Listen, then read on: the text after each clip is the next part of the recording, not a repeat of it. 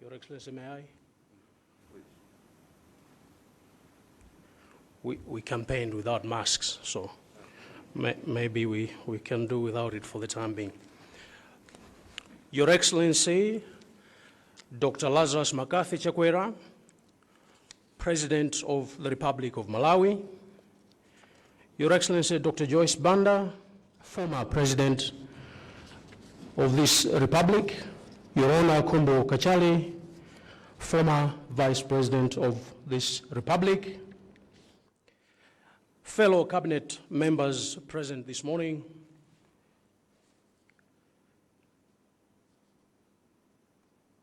Mr. Zangazanga Chikosi, the Secretary to the President and Cabinet, all presidents of parties in the Tonse Alliance, senior government officials, distinguished guests, members of the Fourth Estate, ladies and gentlemen. Your Excellency, I will say a few words and then thereafter, as protocol demands, invite you to deliver your statement. Your Excellency, today, the 5th day of October, in the year of our Lord 2020, marks 100 days in the Third Republic under your leadership. We thank God the Almighty and all players that made this a reality. The struggle was not without drama and tragedy.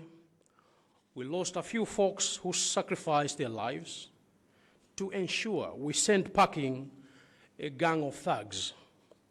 May their souls rest in peace. Your Excellency, the Tonse administration led by you has put public sector reforms as one of the items on top of its agenda. It is for this reason, Your Excellency, that you task me, your constitutional vice, to lead and drive the reforms agenda. Your Excellency, ladies and gentlemen, our public sector reforms in general seek to improve the public administration of the state, its roles and functions, as well as the effectiveness and efficiency of public service institutions in a systematic and sustainable manner. We are talking of sustainability because our reforms must bring about enduring changes in the manner in which public sector actors act with the aim of bringing about meaningful and lasting development. We are therefore aiming at ensuring institutionalized structural changes and permanent behavioral changes. Your Excellency, these reforms are therefore an answer to the cries for change that the people of Malawi have for so long hoped but never realized. The reforms are a first step towards permanently institutionalizing the people's choice of a responsive, citizen-centric government that they voted into power on the 23rd of June 2020. Indeed, these reforms are a culmination of tireless efforts of many Malawians of various walks of life, from women hawking peanuts to lawyers in wigs and gowns, from plumbers to big-hitting executives, from local community organizers to senior battle-hardened politicians who fought tirelessly and in great unity to bring about a dramatic but inevitable electoral victory for all well-meaning Malawians. Your Excellency, ladies and gentlemen, I would like to hasten to add, though, that these Malawians did not seek electoral victory for its own sake. Neither did they view electoral victory as an end in itself. No. Rather, they sought to change this country's fortunes by first changing its leadership.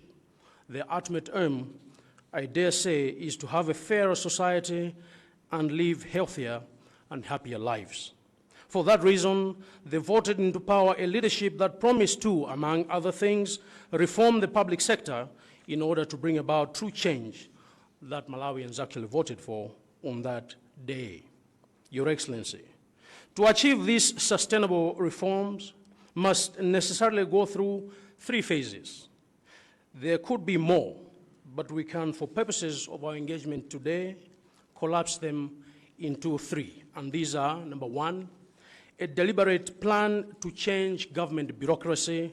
2, injection of fresh ideas into policy, structures, and processes.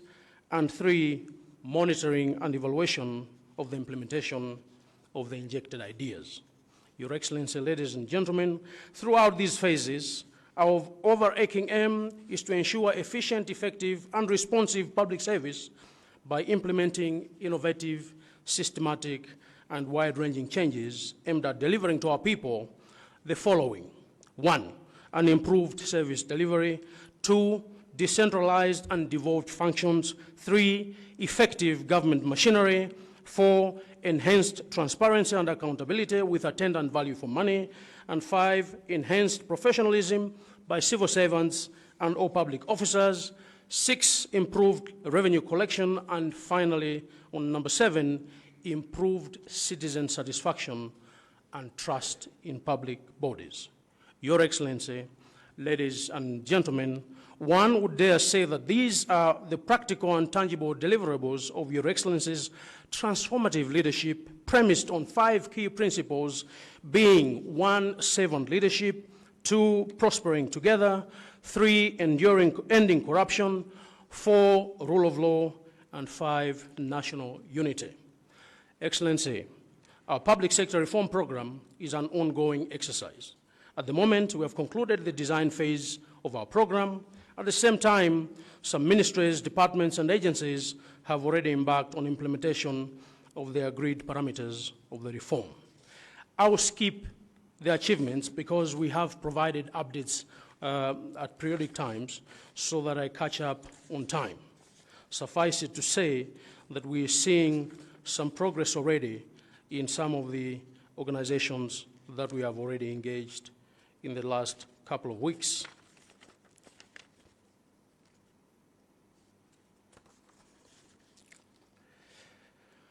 However, let me just quickly say that there are 2 cross-cutting reforms, and which are legal and financial sustainability. And in order to achieve all these, we will deploy a results-based model which will derive from activities to benefit all the citizens of this country. And then thereafter, we will commence the M&E phase after presidential assent to the reforms. In short, our approach has been 1, engage and re-energize, 2, submission of paperwork and presidential sign-off, and finally, the M&E component. These are just but a few examples of some of the reforms that have been embarked on by ministries, departments, and agencies of this government. Your Excellency, we are not naive. We must remain alive to the complexity of challenges that we face, which include, number 1, a highly politicized civil service, 2, poor staff management riddled with nepotism, tribalism, and sheer pettiness, 3, weak accountability, 4, anemic revenue collection, 5, institutionalized corruption, and with it, entrenched interests, 6, low staff morale, and 7, very weak citizens' trust in the public bodies. Even as we admit that these challenges exist, Your Excellency, ladies and gentlemen, we must never tire to reform the public sector and deliver to the best of our effort. We must continue on this otherwise torturous but highly fulfilling path of repositioning and repurposing the public sector so that this government can truly become a government of the people, by the people, for the people. Only then can we truly call ourselves in full compliance with the Tonse philosophy. As a parting shot, I would like to say this. Reforms are like breathing. If you stop, you die. So therefore the appeal is we should continue with this effort. Hitherto, I would like to thank you for your attention. This, Your Excellency, was a synopsis on the reforms. But ladies and gentlemen, to share the full picture of our 100 days journey, please welcome to the podium, with a big round of applause, a true son of Malawi, born and bred in Malembo, Kasia, who went to school in Malembo and Kaninga before going to Ntendere Secondary School and Chansa College. A man who God has given to the people of Malawi to save through this phase. He answers to the name Lazarus McCarthy Chakwera. Distinguished ladies and gentlemen, in a moment, His Excellency Dr. Lazarus McCarthy Chakwera, the President of this Republic. Your Excellency.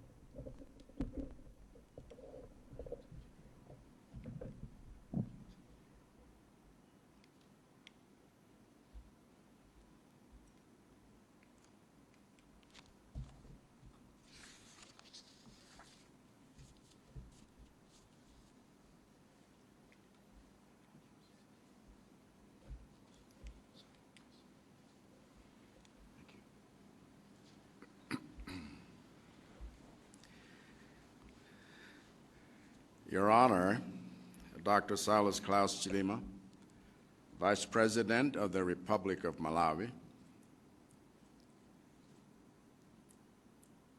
Your Excellency, Dr. Joyce Banda, former President of the Republic of Malawi, Your Honor, Kumbo Kajali, former Vice President of the Republic of Malawi. Ministers and Deputy Ministers here present,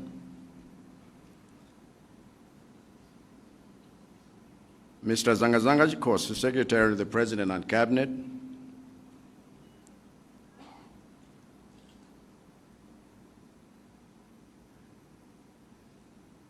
General Nundwe, Commander of the Malawi Defense Forces, Dr. George Kainja, Inspector General of the Malawi Police Service, Mr. Prince Kabondamgaga, Director General of State Residencies, leaders of the Tonse Alliance, distinguished members of the press, ladies and gentlemen. Today we take a moment to report on the progress that my administration has made within its first 100 days in the project of building a new Malawi. However, before I do that, I want to ask you to join me in honoring the contributions made to this project by those who we lost along the way due to COVID-19 pandemic. Our COVID-19 losses as a nation now stand at 179, including Madam Bessie Sambo of UTM, as well as MCP's legislator for Kalonga Central, Honorable Cornelius Malwanda, who both died within the first 3 weeks of this administration. Please stand with me to observe a minute of silence in honor of their memory.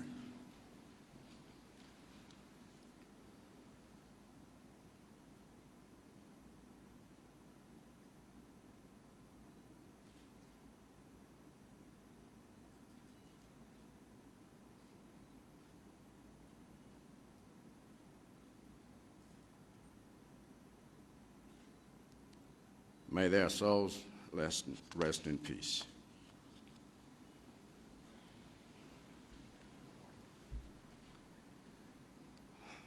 The focus of my administration in the first 100 days has been to simply turn Malawi around. For our nation has long been a flooding ship, sailing in hostile waters and heading in the wrong direction. My first task as captain was to put together a solid team of seasoned sailors to stop the vessel from going under and to have it facing our desired shore of shared prosperity. I know that because this ship we call Malawi has been hijacked or had been hijacked by self-enriching criminal pirates for years, there was a great expectation that having a new captain and a new team of sailors meant that we would reach a shore of new jobs, cheap fertilizer, better hospitals, and good schools right away. However, as any good sailor will tell you, stopping a flooding ship from sinking and turning it around in such hostile conditions of a pandemic are not small feats. But necessary first steps that needed to be done in these first 100 days. Our singular focus on this seminal work of stopping the vessel from flooding and turning it around was indispensable. It has laid the groundwork for the voyage we can now begin together back to safer waters and greener shores. Admittedly, we will be sailing in unsafe waters and in a worn-out vessel for a while before we are able to feel the change. In fact, the cynics among us will be as eager to point these things out as the ancient children of Israel were to use their hardships in the desert as an excuse for disparaging their emancipation from slavery. However, we must be wise enough to remember that the unsafe waters that still surround us, however difficult they may be, are waters we are now sailing out of, not waters we are shipwrecked in. It therefore gives me immense pleasure to share with you 35 things we have done in these last 100 days to stop the flooding ship, this ship of Malawi, from sinking, and to reset its coordinates for a new port. The first pillar of our Super High Five agenda is servant leadership. And to lay the foundation for its practice going forward, my administration has done the following within the first 100 days. Number one, we formed a cabinet of 31 individuals with a track record of sacrificial service to Malawians, who have since been sworn in and fully oriented. Two, we have organized countrywide personnel audit to improve the integrity of the human resource management information system. Three, we have met with dozens of delegations representing NGOs, CSOs, development partners, private sector companies, and traditional authorities to hear their views as a listening government committed to service. Four, we have provided weekly opportunities for Malawians to access their government and hold it accountable. Five, we have developed key performance indicators, KPIs, for the delivery of manifesto promises by ministries, departments, and agencies. Six, we have appointed new boards for parastatals to deliver public service in a professional manner. 7, we have cleared the rubble at state residencies, Office of the President Cabinet, Treasury, and Reserve Bank of Malawi to ensure that those in charge are committed to service delivery of the highest caliber. 8, we have begun the process of reforming and restructuring the Malawi Broadcasting Corporation to focus on public service, not partisan propaganda. The second pillar of our High Five agenda is uniting Malawians. And to lay the foundation for this, my administration has established the Ministry of Civic Education and National Unity, which has already laid the groundwork for a process of national reconciliation. The third pillar of our Super High Five agenda is prospering together. And to lay the foundation of this, my administration has done the following in the first 100 days. 1, we have ensured public safety by gazetting new regulations to prevent the spread of COVID-19. We have engaged in discussions with more than 500 prospective investors from all over the world to make Malawi a destination for their investments. 3, we have passed a comprehensive budget. We are in the process of passing a comprehensive budget that is designed to stimulate economic growth across Malawi. 4, we have secured COVID-19 support from the African Development Bank amounting to $45 million and a development cooperation commitment with the German government worth 28.1 million euros. 5, we have established the National Climate Change Fund to address environmental challenges presented by climate change. 6, we have developed the Special Economic Zones Bill, which is being vetted by the Minister of Justice, designed to promote exports and market linkages. 7, we have launched the Affordable Inputs Program, AIP, which provides a 50-kilogram bag of fertilizer at 4,495 kwacha. We have 8, lifted the payee taxation threshold to 100,000. 9, we have raised the minimum wage to 50,000 per month. 10, we have rebranded Malawi Enterprise Development Fund, MEDEF, to National Economic Empowerment Fund, NEF, under a new management structure to help young people and women with capital for starting businesses. 11, we have held bilateral relations with our neighbors to position Malawi for economic activity through trade. 12, we have communicated our developmental priorities to our development partners, including my addresses to the UN General Assembly, SADC, Commonwealth, and the Scotland-Malawi Partnership. 13, we have launched the first ever National Development Conference to consolidate our efforts through the National Planning Commission. 14, we have secured funding for the urban social cash transfer that will cushion 185,000 households against economic shocks. 15, we have begun organizing artisanal and small-scale miners, ASMMs, into cooperatives in which they will receive training in sustainable mining and accessing markets. 16, we have engaged operators in the telecommunications industry to negotiate the reduction of data bundles. The fourth pillar of our Super High Five agenda is ending corruption. And to lay the foundation for this, we have significantly increased the budget allocation for the Anti-Corruption Bureau to prosecute cases freely. The final pillar of our Super High Five agenda is rule of law. And to lay the foundation for this, my administration has done the following in the first 100 days. 1, to have made law enforcement agencies independent of political interference.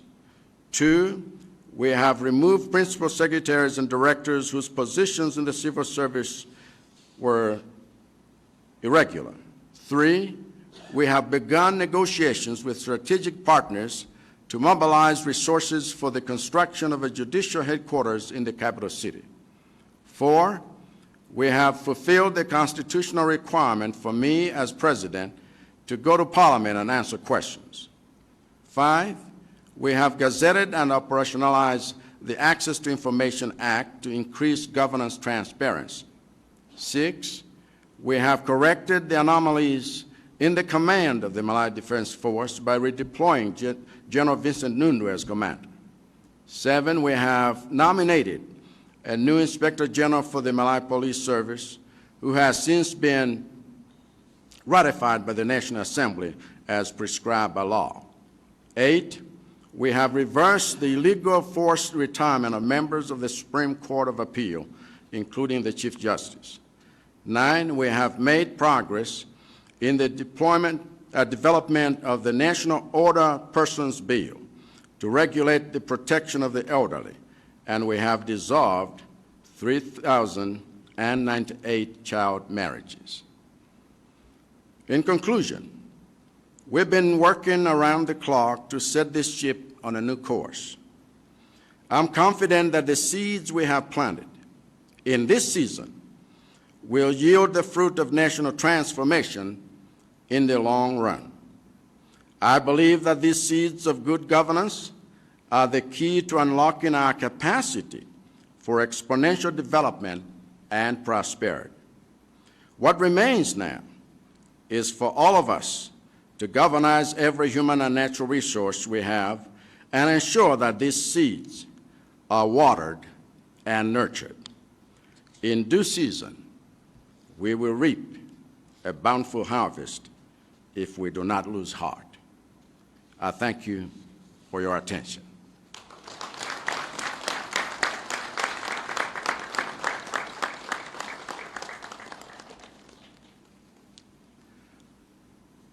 You may be seated. I do want to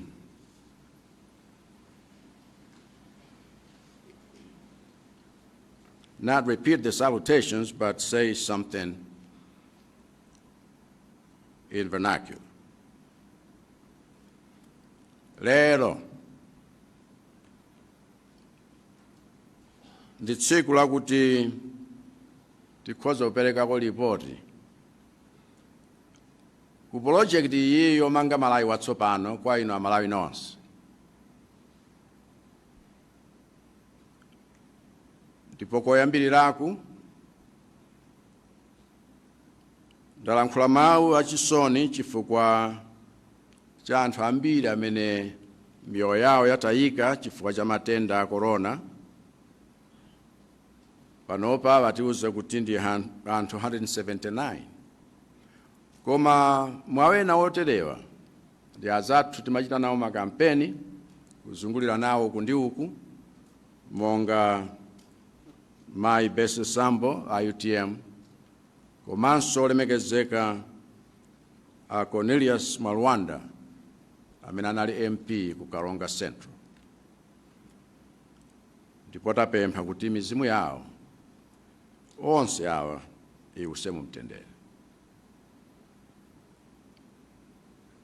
Chidwi chachikulu pa boma lathu lakhala kuti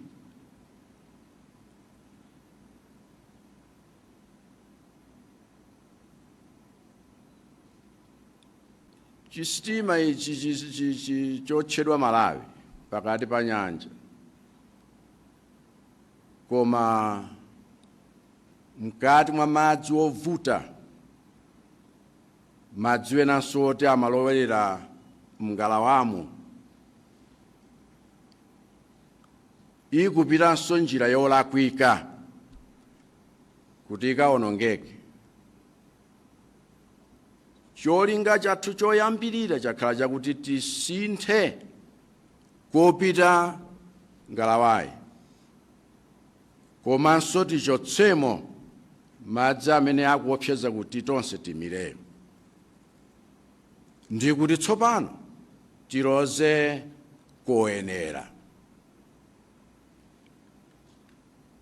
Chifukwa ngalawayi amene amayendetsa amakhala ngati amaliwongo wolanda kuti chilichonse chikhale chawo, ayendetse mofuna kungodzilemeretsa mosalabadira Amalawi wonse.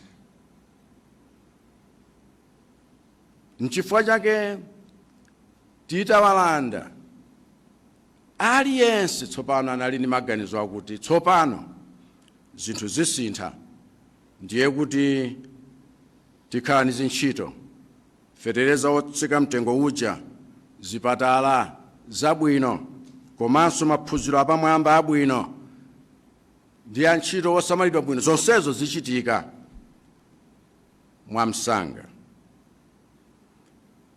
Koma ngakhale amene amayendetsa ngalawa zikuluzikulu akhoza kukuwuzani, kungosintha kolowa si zinthu zimene zimangochitika kamodzi nkamodzi, kungoti muchoke m'madzi ovuta sizichitika kamodzi nkamodzi, ndipo amene mukhala nawo ogwira ntchito afunikanso nonse mugwirizane bwino kuti muzipita njira imodzi. Chimenechi nchimene chakhala chofunikira kuti poyambirira m'masiku 100 iwa tionetsetse kuti tasintha kolowa, nkuyika maziko ake wakuti zimenezo zitheke, ndiye tonse tiziyembekezera kuti tsopano tupita ku doko labwino lakuti tonse tikhoza kukondwera ndi kulemera. Koma tivomereze kuti kuchoka m'madzi ovuta ngati amenewa, komanso ngalawa yoti yavulazidwa yaonongedwa, n'chifukwa chake mumalowa zinthu zambirimbiri kuti tonse tingomirira momwemo, sizidakhale zinthu zophweka ndiponso sizophweka. Kunena zenzene nkwakuti ngakhale amene akhoza kupeza zifukwa zotitsutsira akhoza kumanena zinthu ngati zoonadi, chifukwa zikwamfanana ngati muja amachitira ana a Israeli kuti atachoka ku ukapolo chifukwa cha mavuto opezana nawo mchipululu, anthu anayamba kunyoza kunena kuti kuli bwino titabwereranso. Koma zoterezi sizoona, koma kuti tikakhala ndi nzeru tikumbukire kuti madzi ovuta tuyenda mowa amene atizungulira pali panowa si madzi amene tikhazikikamo ayi, koma madzi amene tulutulukamo popita kwina kumene kuli kwabwino koposa, chifukwa sitimira. N'chifukwa chake lero ndili ndi chimwemwe kuti ndikhoza kukufotokozerani Amalawi azanga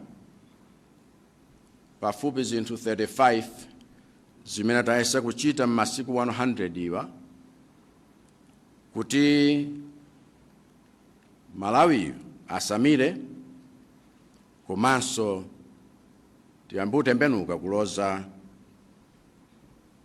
kudoko loyenera latsopano. Ndiye datchulapo zinthu zisanu zokhudzana ndi utsogoleri umene ulipowu. Poyamba timati tifuna utsogoleri woti tizitumikira anthu. Polondola nkhani imeneyi tinayika kabineti, nduna ndi achiliyo awo 31 amene aliyenseyo kuti mumulondole mukhoza kuona kudzipereka kwawo pofunafuna kuti zinthu zichitike, ndipo adalumbiritsidwa komanso adakhala pa maphunziro apaderadera monga nduna. Komanso tayenda dziko lonse linkuonetsetsa kuti pakhale kalondolondo kafukufuku woonetsa audit kuti amene akuyang'anira anzawo mzintchito zikhale zinthu zoyenera kolingananso ndi machitidwe amasiku ano. Takumana ndi amabungwe osiyanasiyana, takumana ndi anzathu amene amathandiza chitukuko mdziko muno, amayiko akunja, takumananso ngakhale ndi anzathu amene ali ku mafactory ndi makampani ogwira ntchito koma si aboma, takumananso ndi atsogoleri wathu ndi mafumu kuti timve kuchokera kwa anthu onsewa maganizo awo, chifukwa tadzipereka kuti tifuna tikhale boma lowatumikira. Takhalanso tili kupereka mwayi kwa Malawi onse sabata ndi sabata kufotokozera za zimene boma likuchita, kutinso aliyense azidziwa kuti ife ndife oyenera kuyankha kwa inuyo. Tayika ndondomeko yakuti pakhale zizindikiro zolozeka m'maunduna monse, m'madipatimenti onse aboma ndi ma-agency onse aboma potsatira zimene dalonjeza Malawi. Tayika anthu m'mabodi amene ndi othandizira kayendetsedwe ka boma kuti cholinga chawo chikhale chakuti atumikire anthu komanso mwaukadaulo molingana ndi maphunziro awo. Komanso tili kuchotsa nyasi ku nyumba zonse za boma, ku ofesi ya president ndi cabinet, ku treasury ngakhalenso ku Reserve Bank ya Malawi, pofuna kuti wonse amene azigwira ntchito atumikira Malawi koma moona mtima ndi khalidwe lapamwamba. Tayambanso njira yakuti ngakhale MBC iyike mtima pakutumikira Malawi wonse wosatsatira zinthu za ndale.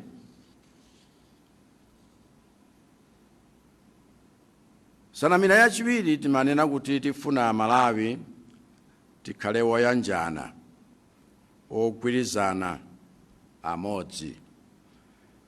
Tayika maziko kolingana ndi sanamira imeneyi okhazikitsa unduna wa civic education ndi national unity, kuti anthu tithandizike, tiphunzitsike, komanso tisunge umodzi wathu. Ndipo unduna umeneyo wayamba kale kuyika maziko akuti ngati dziko tonse tikhale anthu woyanjana. Sanamira yachitatu njakuti tonse tiyeni tilemere pamodzi. Ndipo poyika maziko ansanamira imeneyi, boma lathu lakhala lili kuchita zinthu izi pa masiku 100 yapitawo. Taonetsetsa kuti pakhale chitetezo chokwanira poyika malamulo ndi malangizo okhudzana ndi kudziteteza kuti matenda a COVID-19 asafalikire. Chachiwiri, takhala tili kulankhulana ndi anthu osiyanasiyana amene akufuna atayamba mabizinesi awo ku Malawi kuno, amo muno Malawi ngakhalenso amayiko akunja. Chachitatu, takhalanso tili kulankhulana takhala tili kupereka bwinobwino dongosolo la chuma ku Parliament ndi cholinga chakuti zichite ngati zaonjezera moto kuti tikhoza kukhala ndi kukula pa nkhani ya zachuma ku Malawi kuno. Komanso tapeza chithandizo chokhudzana ndi COVID-19 kuchokera ku African Development Bank, ndalama zokwana $45 million za America. Komanso ku Development Cooperation, chithandizo chimene chadzera ku boma la German, ndalama 28.1 million euros.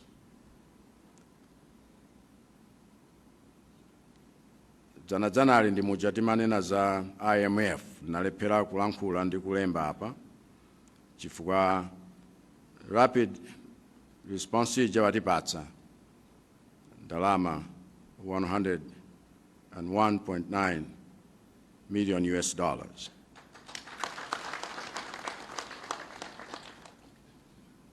Takhazikitsa National Climate Change Fund kuti tithandize kuti tionetsetse kuti tili kusamaliranso chilengedwe chathu polingana ndi kusinthika kwa nyengo.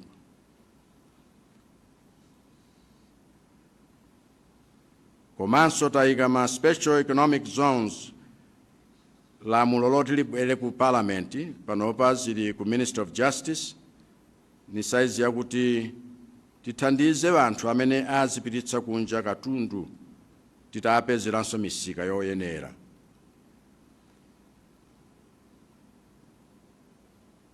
Tinakhazikitsa nkhani ya fertilizer iyi Affordable Inputs Program, nkhani yakuti tile kumasanaku ndi upita ukaona fertilizer wina amene ali kale ku Malawi kuno ma warehouse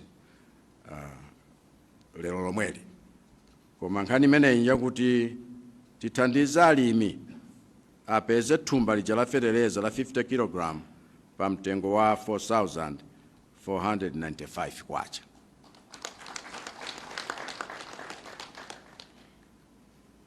Amene akugwira ntchito tayikanso malire wakuti akamapereka msonkho powadula ku malipiro wawo asadulidwe pokhapokha zavyola 100,000. Taonetsetsanso kuti malipiro omaliza pa mwezi akhale 50,000 ngati minimum, osati omaliza koma otsirizira kuchitseko. Komanso kuti MEDEF ija tiyisinthe dzina lake tsopano malo mokhala Malawi Enterprise Development Fund ikhala National Economic Empowerment Fund, ngati fund yonena kuti tsopano ithandize anthu kulikonseko kukhala ni mpamba woti agwire ntchito ndi kuyambira ma business maka achinyamata ndi azimayi, koma ikhala ikutsogozedwa ndi anthu atsopano ndi kusinthika kwake kwa machitidwe ake. Komanso takhala tili kulumikizana ndi anzathu amayiko yandikizana nawo pokambirana zakuti kodi tikhoza kulimbikitsa bwanji ubale wathu ngakhalenso nkhani ya zamalonda. Tere kunajuka mbapo koma sabata lino timalize azathu amene tazungulirana nawo moyandikana koposa monga ku Mozambiki komanso ku Tanzania. Takhalanso tili kulumikizana bwino ndi anzathu amene ndi wotithandiza pa ntchito ya zitukuko ku Malawi kuno powauza zimene tikukhumba kuti nzimene tikufuna kuti zikhale patsogolo pa kulumikizana kwathu konse. Ndakhalanso ndikulankhula monga ndalankhula ku United Nations General Assembly komanso ku SADC komanso Commonwealth angakhalenso ubale wapakati pa Scotland ndi Malawi.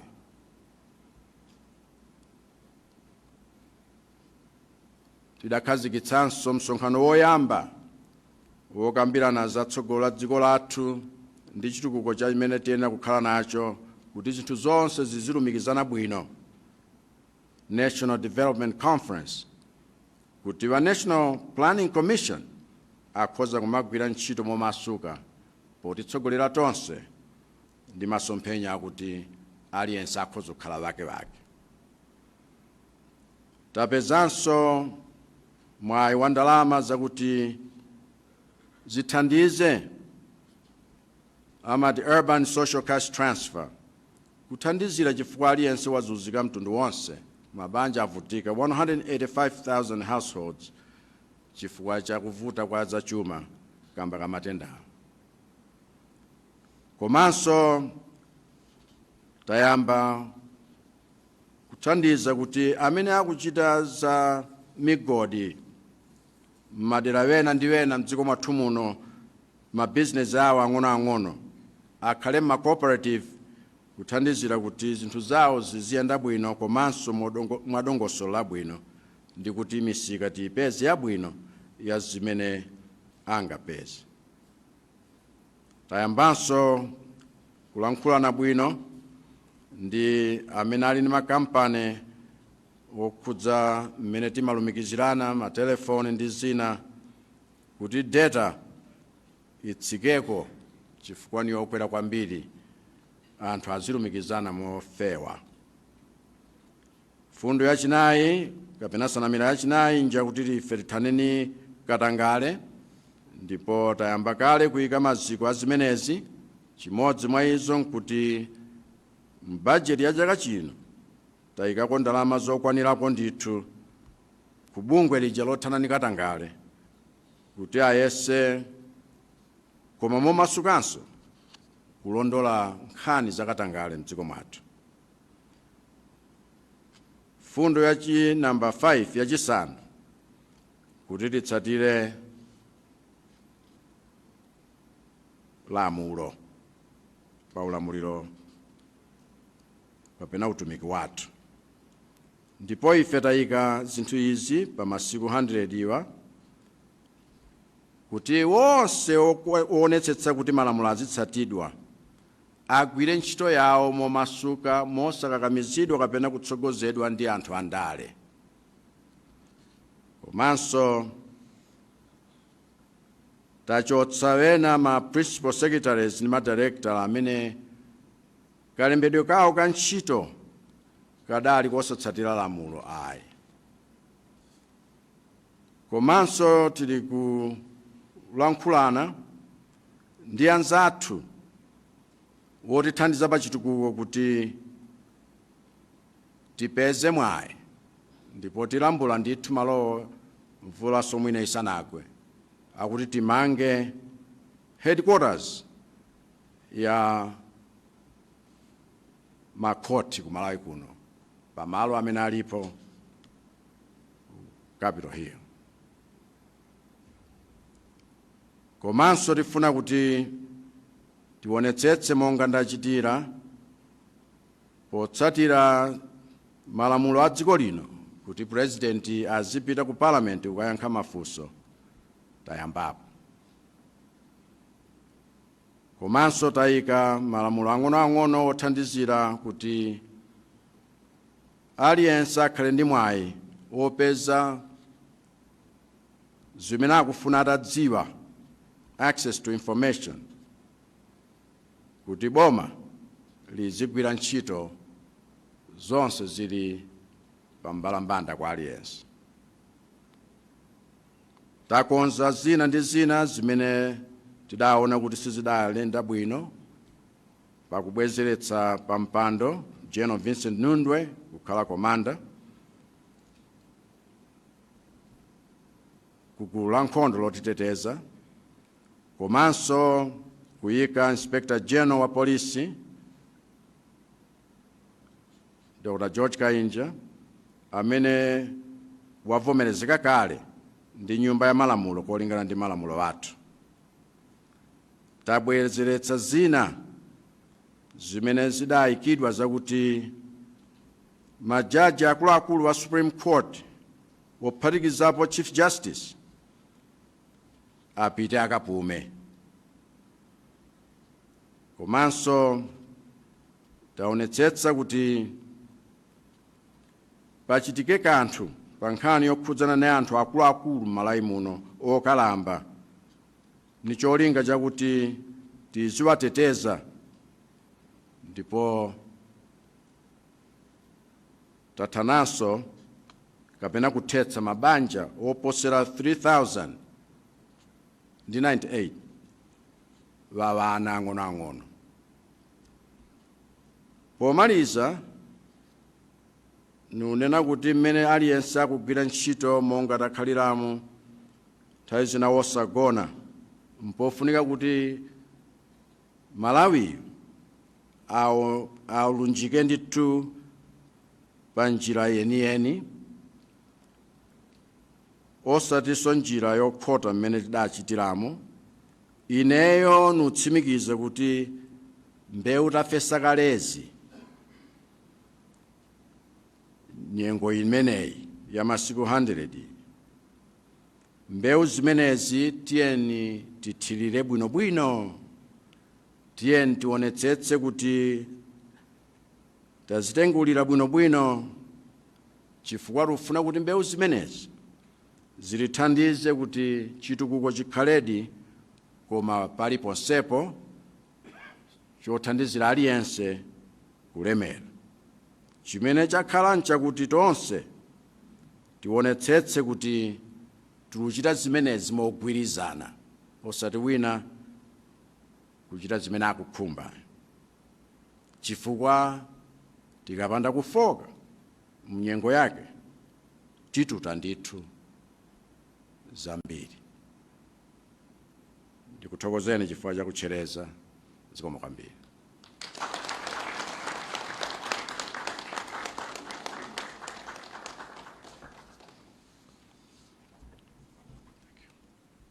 Zikomo kwambiri, President. TNT khale pansi. To celebrate the achievements that His Excellency has alluded to, allow me to call the Masewe dance all the way from Zomba to entertain us. Pokondwerera ndi maziko amene a President awayala nkulankhula kwawo lero, mundilole kuti ndiwayitane amasewe amene achokera komwe ku Zomba kuti atisangalatse. Akamaliza iwowa tidzatenga mafunso kuchokera kwa atolankhani. Ladies and gentlemen, Masewe dance in a moment from Zomba.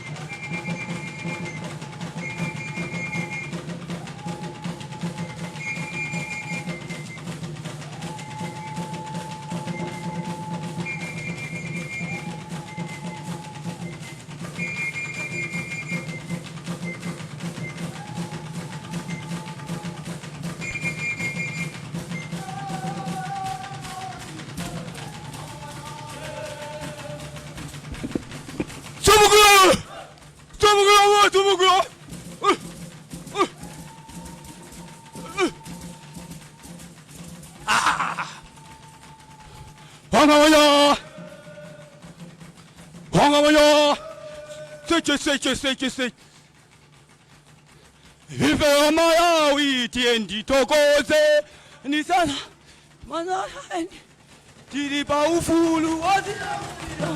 Vive Malawi, TNT tokoze tiripa ufulu namulira.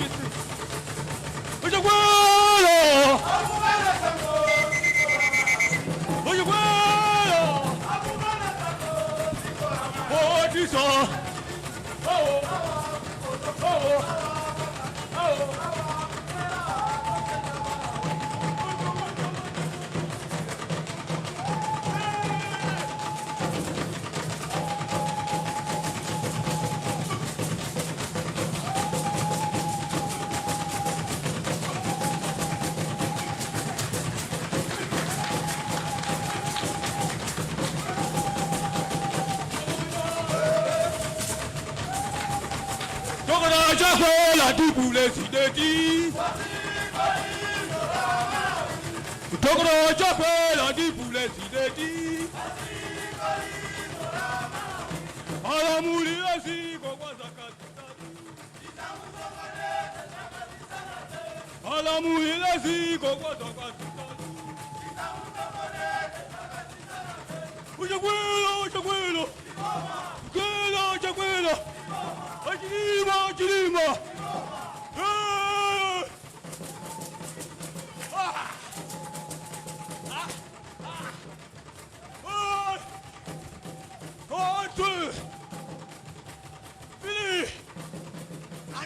Malawi.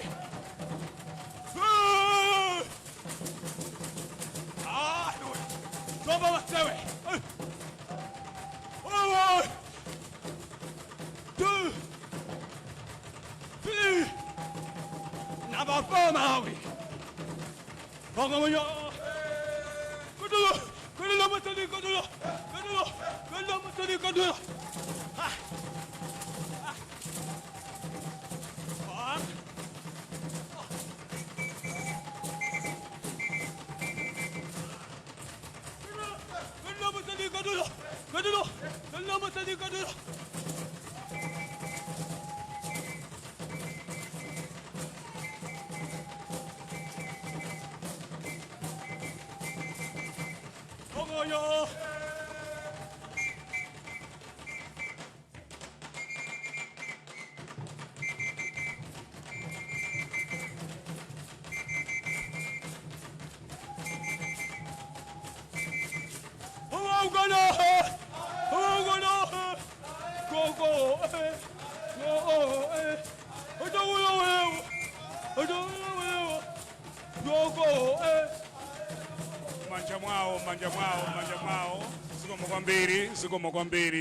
Zikomo kwambiri Masewe kuchokera mboma la Zomba.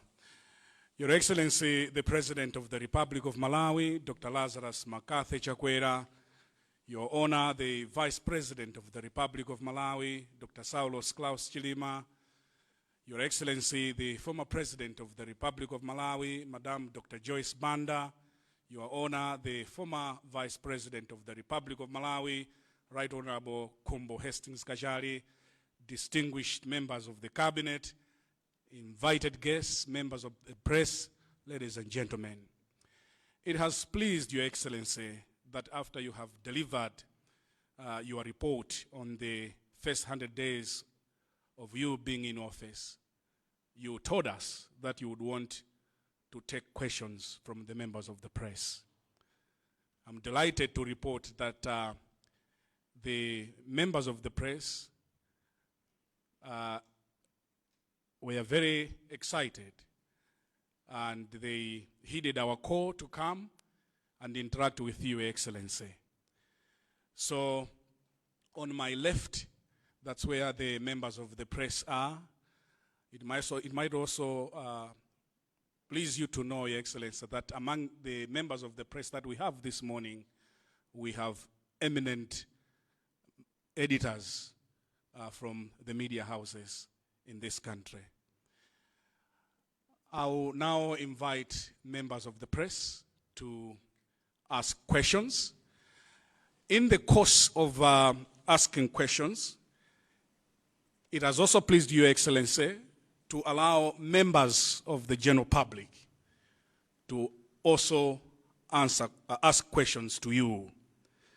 Kotero kuti Malawi amene mukutimvera kapena mukutionera nanunso mukhoza kutumiza funso ndipo president akuyankhani mkati mwa moyankha mafunso kwa atolankhani.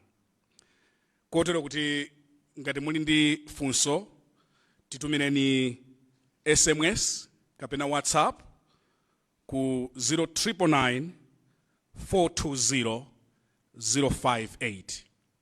0999 420 058.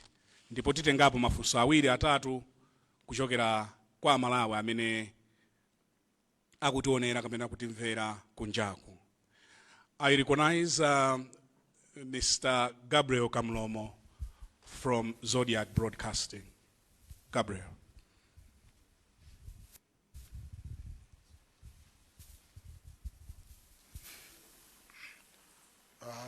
Thank you so much, Brian. Mr. President, in the run-up to the fresh presidential elections, you publicly expressed your wish to see improved working relations between the office of the president and the vice president. In the 100 days that have just passed, we see that you've indeed hit the ground running together. But there's an observation on the street that you seem to be running a hybrid government in the sense that your office is focused on state matters and the office of the vice president focused on day-to-day running of government affairs. The view on the street is that perhaps this could be a distortion on the constitutional order. I would like to know what your office is doing, in keeping with what you said prior to the election, what you're doing to reform the office of vice president, to accommodate it and work in the manner that you desired to work with that office. But for now, I stop there. We will take one question at a time, so I'll allow His Excellency to answer that question, and we'll take another question. Your Excellency, sir.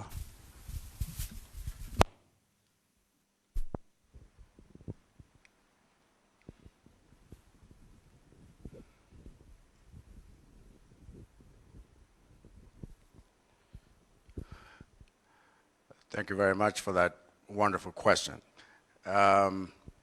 For swali nalina kuti kodi boma lanuli poti mdalonjeza kuti muzigwira ntchito mogwirizana kwambiri ndi a vice president wanu. Kwaoneka ngati kuti lachitika ngati kasokoneza pang'ono, kodi muchitapo chani pofuna kuti malamulo akonzedwe kuti a vice president wanu azigwira ntchito pomasuka chotere, chifukwa zikukhala ngati kuti iwowo ndi waluyendetsa zinthu kwina pamene inu muluchitaso zina. Koma kolingana ndi malamulo, kodi simukuphwanya malamulo? Funso loli natero. Momwemo wati?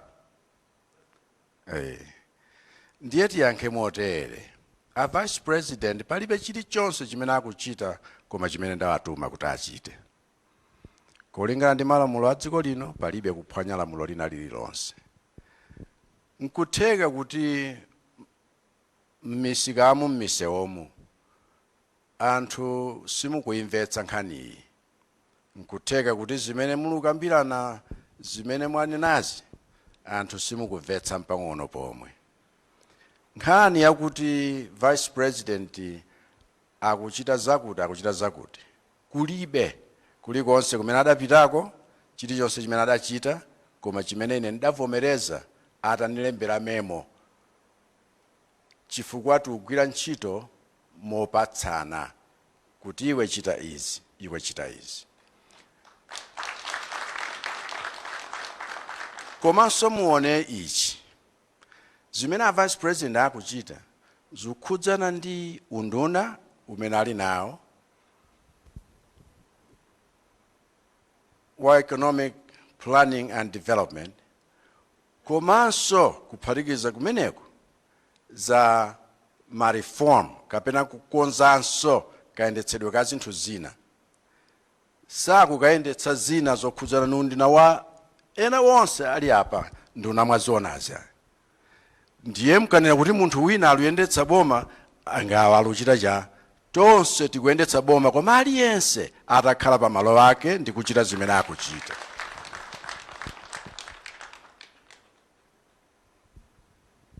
Constitution yathu pali pano njosasintha, ndipo constitution yathu sikunena kuti pakhale hybrid administration yayi. Vice president ndi pali pano mpando umene umakhalabe ndi mphamvu zochita kupatsidwa. Chimene tidanena ife nchakuti ngati kumbuyo kuzimavuta ndipo zimenezo zizionetsabe kuti zikuvuta, ndiye tilondole malamulowa kuti tione kuti zikhale bwino koposa zikhale za mtundu wanji, zisamangokhalira pakati pa kumvana kwa anthu awiriwo. Zimenezo tiziunikabe. Zikomo kwambiri. We'll take the next set of questions. I recognize Mr. George Kasakula from Times.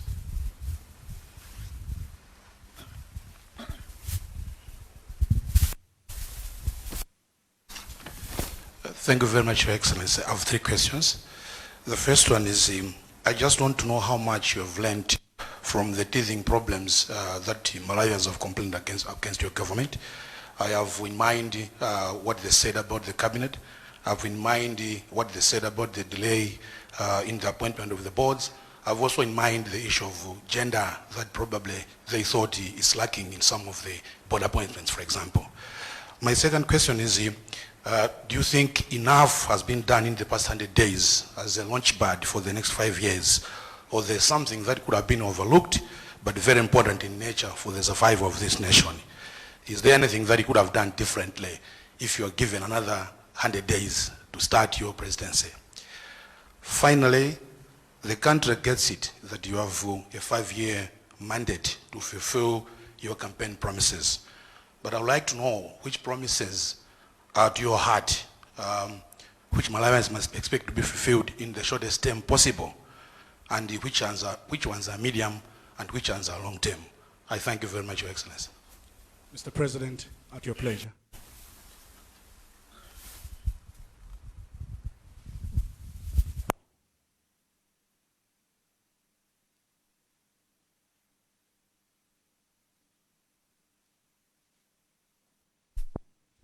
Thank you. Tsotu funso limodzi lili magawo angapo, koma ndiyesetsabe kuti ndikuyankheni. Mwafunsa kuti kodi mwaphunzirapo chiyani. Pa Chingerezi mnanena kuti muchakhalira mwana mano akamamera. Ndiye nthawi ngati ya 100 days kodi chilipo chimene mwaphunzira kolingana ndi zimene Amalawi akulankhula kapena adalankhulapo kukhudzana ndi cabinet, kukhudzana ndi maboards, komanso nkhani ya gender, kodi muona ngati mwachita zokwanira kapena mukadakhala ni mwayi oti china muchite mosiyana ndi mmene mwachitiramo, kodi mukadachita chiti, komanso kodi malonjezano wonse a kampeni waja ndiwati amene mukuona kuti ngofunika achitike mangu ndiwati amene angachitike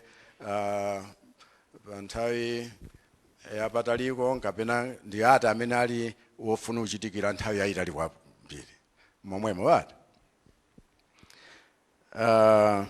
Funso labwino kwa basi lokuthandizanso kuti uganizire bwino kuti kodi nkadatani. Zimakhaladi ngati zija wena amanena kuti you are on a learning curve, chifukwa vitakhala kuti umakhala ndi mwayi wakuti iweyo ungoyendetsa zonse mwandale, ndiye kuti ukadangotenga atsogoleri wonse wandale nkutulutsa aliyense wa inu amene muli mboma out of your offices, koma siziyenda chotero. Ndiye ndaphunzirapo kuti mpofunika utsatireso ndondomeko yake, chifukwa ngati ufuna kukoza zinthu ndiye nkumachitaso zolakwa zimene wena adachitanso, ndiye tsano zisanduka mkoze onyula maliro anu ake, sizikhala bwino. Komabe china chimene naphunzirapo nchakuti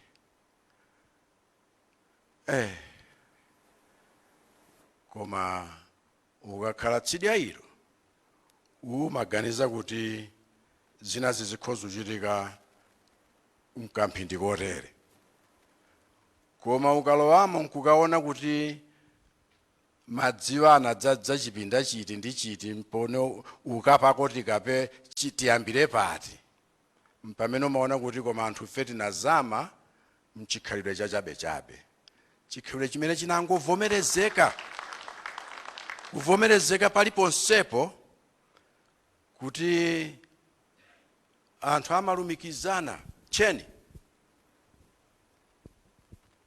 oti ukangochotsa pamodzi umagenza kuti zakonzeka mpaka na ufika poti koma sitinayambe. Ulumikizana kwake nkwakuti nthawi zina Amalawi ife timagwirizana kumachita zinthu zoyipa. Nkugwirizana kwakuti wina asaulule mzake. Mpaka na mwina ngati stage jaone kuti uyu aulule mzake tithana naye. Mpaka na kuganiza kuti koma boma tiziyendesa chotere. Asema mwamfusa zinaphunzirako. Naphunzira kuti Amalawi ndife ofunika tisinthe maganizo mkachitidwe ka zinthu ngati tufuna kuti vana wathu na adzukulu wathu akhale ni tsogolo labwino. Chifukwa zimene timalimbikira kwambiri nchakuti kodi muli chiyani cha ineyo panopa. Ngati mulibe cha ine panopa iwalani zimenezo. Ndiye pali mavuto amene tikukumana nawo. Koma mavuto wasikuti sitingathane nawo. Chachikulu nchakuti tayamba kuloza tsopano. Roho nthenya ili apo ni apo ni apo. Ndiye uyo amaganiza kuti masiku 100 ndi amene tikoze zonsezi. Mundimva masiku 106 ntachiraso zina zoti mudabwa nazo. Chifukwa tisangokhala akapolo wakuti akanguti zinthu zimafunika kuchitika masiku 100 ndiye kuti zatheka. Kuti simaipse bwino nkhuni zisakhale zamadzi. Kuti simaipse bwino mafuwa muike bwinonso. Kuti simaipse bwino mkandire bwino osati mabulu lakalaka. Kuti simaipse bwino anthu aziti koma apa pali chakudya chovomerezeka zimatenga maminitsi angapo. Ndiye inu mkafuna kuti zonse zichitike mu 1 minute mukudya chikatu. Vana vanga wena sadziwa chichewa chakumudzi. Chikatucho ndiye kuti sima yosapsa. Zina ndikhoza kunena ponso pena ndi pena, koma zina azinza kuti tidayesa kuyankhapo, ndipo tupitilira kuyankhapo. Some things must not be taken as an event, they must be taken as a process. Kunena kuti si zonse zimene zikhoza kungochitika poti zachitika muja amalankhulira ku Nigeria, no event no history. Koma tione kuti process ya zinthu yuyenda bwanji. Chifukwa muja naneneramu kuti utangurudye nsima nkubwira ufa nkumwa madzi nkumakaotha moto kuti ziphikike mkatimu sizigwira.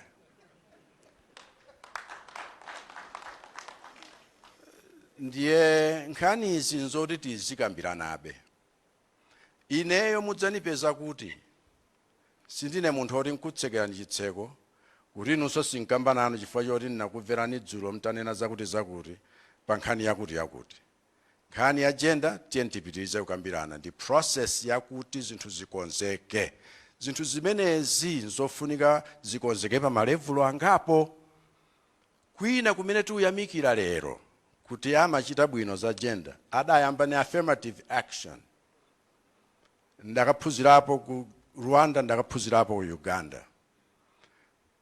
Ndipo zimenezo adaziyamba ma 90. Lero akhala chitsanzo koma zijuchitika miyezi 2-3. Malamulo wathunso pa levulo ina ngofunika kuti azilankhulana bwinobwino. Kuti tikanena chakuti chulukhudza chilichonse chokhudzana nchimenechi. Chifukwa malamulo ngati amenewa tiziwaunika bwino inuyo muzinithandizanso. ndinu omasuka kubwera kukamba nane kundichita engage kuti apa sizidakhale kodi apa mnamva bwanji kodi apa mnatani kodi ma step woti tikafikire apo akhale amtundu wanji ndidanena ndipo ndikubwerezanso napa nkhani agenda ine ndikufunitsitsa ndithu Mulungu kunisunga ni moyo mzaka 5 zimenezi ndili president tifike pa level ya 50-50 koma zimenezo sizichitika mu miyezi 3 ayi tiyale maziko wake kuti zikhale bwino kwenikweni nkhani imeneyi njofunika kuti tizipitirira kukambirana nkhani ya maboards ni nkhani yakuti tipitirire kukambirana kumene chifukwa ngati tayamba mujama nenera anthu azathu akuchena ulendo wa utalitali umayamba ben step imodzi ngati tayamba nkuyenda masitepe 3 4 sikuti ulendo otafika ndiye zinthu zisaoneke ngati kuti this is the end of it all chimene tafunitsitsa nchakuti ngati tingapeze ma professional wokwanira mabodi amenewa zilekeke zakale zija zakuti mabodi azingokhala kobera chuma kumapatsa anthu andale sindikufuna zimenezo ndipo ngati angatithandize kuyendetsa kolingana ndi ukadaulo wa maphunziro wawo zikhalenso zinthu zakuti tonse tikhoza kukondwera mmawa mwake kuti zinthu ziziyenda bwino kuti zilipo zimene mukadachita mosiyana monga naneneramu zilipo nangasi maloto ndi ukadzuka umaona kuti zimasiyana ndithu nthawi zina umalota basi loto lisanakwaniritsidwe walotanso lina ndiye ukamauza anzako kuti ndinalota zakuti mmawa mwake nkuwauzaso kuti ndinalota zakuti akuti kodi mwatani zija mnalota dzulo bwanji osachita kale msanatiuzenso maloto achiwiriwa izi zimachitika mmoyo wathu ndi process imene tikhoza kutero zina zimene takambapo nzamsangamsanga koma zinazi nzakuti zigwire msewu kwenikweni nzofunika zaka 2 zonse zina nzakuti angakhale kubyola administration imeneyi kuti wena akhoza so kukachita perfect kutsogoloko Mulungu tonse kutisunga moyo takambapo izi za fetereza cholinga atusichonena kuti feterezayo azingokhala mmene takhaliramo anthu akhala mfulu kwenikweni kwakuti sikhalanso issue chifukwa azigula fetereza wokha wena azikatenga ndalama ku banki feterezayo nkugula nkulima ma mega farms wena azichita zinthu tufuna kuti tichoke pa level ya subsistence thinking as well as living kuti tifike pa level ina ndiye izi sisakhale ngati kuti basi chilichonsecho azilichita ndi aboma tifika pa level ina tikati creating jobs mwachitsanzo even 1 million jobs sikuti zimenezi ikhala golo yolekezera pomwepa ikhala yopitirira koma maziko ake akhale olimba za MEDEF mwachitsanzo zimakhala zinthu zakuti tatipatsani tere kumbuyo konseko olondalama zimene tikulondola panopa oloma audit akuchitika panopa simungazilondole ndiponso anthu amatenganso nisazione kuti sitidzabweza wena amakangomwera ma business so palibe sadziwanso chilichonse chakuti business ungayendetse bwanje tikayenda njira yake yomweyi kuti bola na aliyense tangompatsa ndalama tipitiriza kutaya chuma mchijombwe chidzenji chachitali chimenezo so tiye tionetsetse kuti zinthu zina tichita mega farms ndi woti zitengapo season 2-3 nkhani ya irrigation itengapo kanthawi pang'ono chifukwa ena amafuna tayamba kumene panopa koma zitengepo kanthawi kuti tikhazikike dziko lino lidzadyetsa Africa yonse chifukwa Malawi ngotheka kuchita zimenezi panopa tayamba kale kupenzanso misika kwina ndi kwina watichita kutumiriza kumene kuti kunoko tufuna chakudya chokera ku Malawi tigwirizana ndi anzathu kuti kodi tichite bwanji tiwauza alimi kumidziku posachedwa apa kuti mukalima zakuti tidzakugulaniso pa zakuti chifukwa maiko benawo tigwirizana nawo wena tu mu Africa momuno tidyetsa dziko lonse la Africa chifukwa Malawi ili nkuthekera kumeneko koma sizichitika season inoyo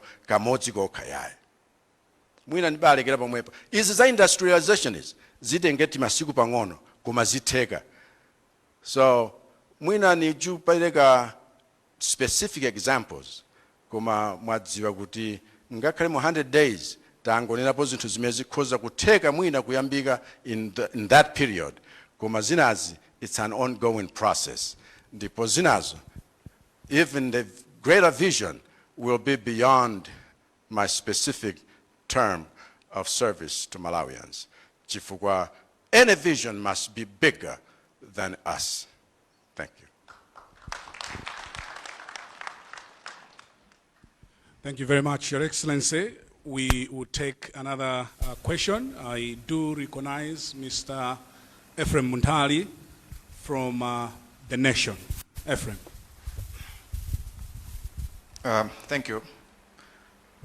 Mr. President, when I look around this room, I hope you are seeing what I'm saying.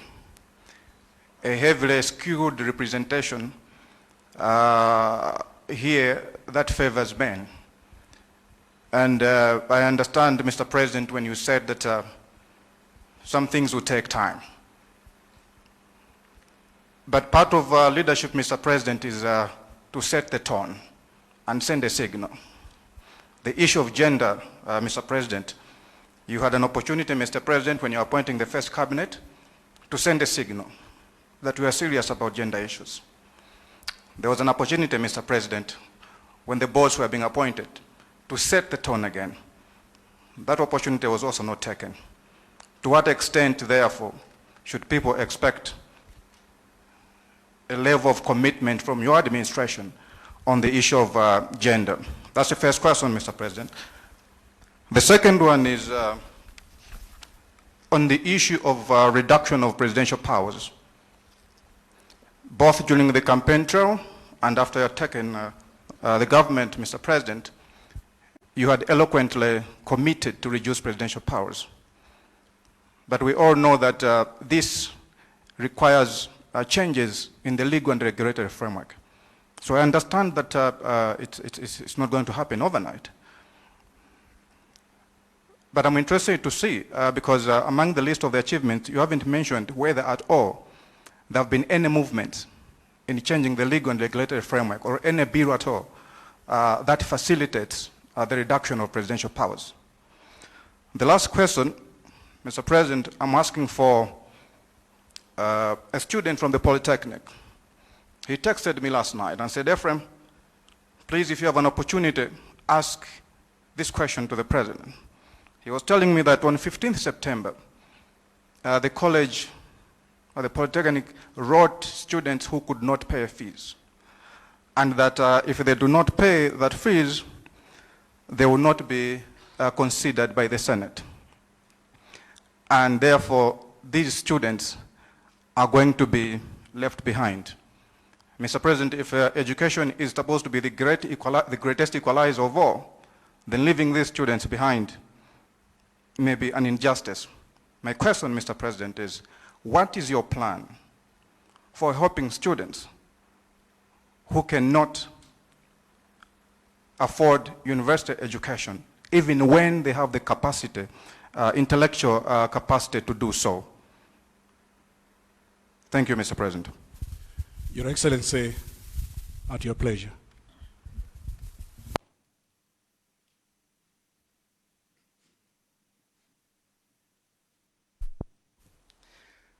Thank you. Ego maguli mafusodi lero. No tokoza bwanji. Chifukwa Malawi mufuna mudziwe bwino. A president itu mwataya mwayi. Mwayi oyamba wa cabinet, mwayi wachiwiri wa mabodi. Olo kuti tingoona munomu. Muona kuti anthu ali muno achuluka nazi bambo. Tsano muchita chani pa zinthu za mtundu umeneyo? Inu mutitsimikizira bwanji kuti ndinu wodzipereka kuti musinthadi zinthu? Funso lachiwiri lokhudzana ndi mphamvu za upresidenti kuti kodi mujuka ambapo chili chonsecho tiyembekezere kuti zimene zizithekadi kapena ni nkhamba kamwa chabe. Funso lachitatu ni mnyamata wakupole uyu amadandaula kuti chifukwa chosowa fees anyamata ambiri achinyamata ambiri satha kupitiriza sukulu chifukwa Senate idanena kuti ngati simulipira ifenso sitikuganizirani. Kodi muli ni mapulani wanji kukhudzana ni maphunziro? Mafunso otitu angakhale kuyankha 5 minutes zizingatheke, koma ni bolobo chabe ambuye kunithandiza. Choyamba nchakuti okondedwa ndikupatseni chitsanzo. Tinati anzathu atonse alliance ma president mubwereni ma secretary general ndi adindo angapo chabe chifukwa sitingadzadze muno. Ndiye ngati kumeneko mpando uli m'manja mwa munthu wina abweretsa bwanji wina? Vuto lina limakhala limenelo. Ndiye ndikanena kuti tiyeni tichite process yokoza izizi si process imene achite president popeza iyeyo ndiye tsopano wakhala ngati wamphamvu yonse pakati pathu. Nzofunika conscientization and sensitization pa malevulo wonse wa interaction yathu. Kandi ku media house kumene mwachoka ino sitikudziwa kuti mwabwera ngati pano. Zimafunika kuti zikhale pa levulo iliyonse. Ena mwa maboardiwo inenso nilili ndi mtima wolakalaka kuti izizi zitasinthika, koma chifukwa cha present legal instrument ya pena pake kolingana ni this board, olo utakhala ndi azimayi 5 oti ukadango waika kumeneko sungawayikeko. Without going into specifics, pakufunika kuti pa zinthu zina highly